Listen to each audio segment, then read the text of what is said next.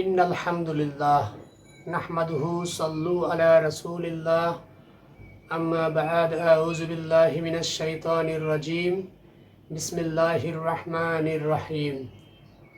আল্লাহ সুবহানাহু ওয়া তাআলা পবিত্র কুরআনুল কারীমের সূরাতুল ইনফিতারের মধ্যে বলেছেন, ইয়া আইয়ুহাল ইনসানু মা গাররাকা বিরাব্বিকাল কারীম।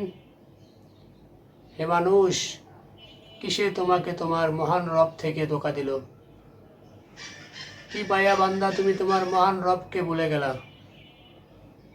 আমি কি তোমাকে নেয়ামত দিয়ে ভরপুর করে দেই নাই? দুনিয়ার কোনো মা যদি তার সন্তানকে বলে, কিরে বাজান, কেমনে রে পারলি তুই তোর মাকে ভুলে থাকতে, তখন ওই সন্তান যেমন ঠিক থাকতে পারে না, আল্লাহ সুবহানাহু ওয়া তাআলা ঠিক তেমনি আমাদেরকে দয়া মায়া করে বলতেছেন, বান্দা তুমি শুনেছো আমি রহমান, আমি রাহিম। বান্দা তুমি কি শোনো নাই? আমি কাহার, আমি কঠিন শাস্তিদাতা, আমি কঠিন প্রতিশোধ গ্রহণকারী।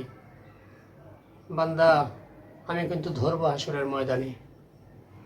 তখন ঠিকই তুমি বুঝতে পারবা, কিন্তু তখন বুঝে আর কি লাভ হবে?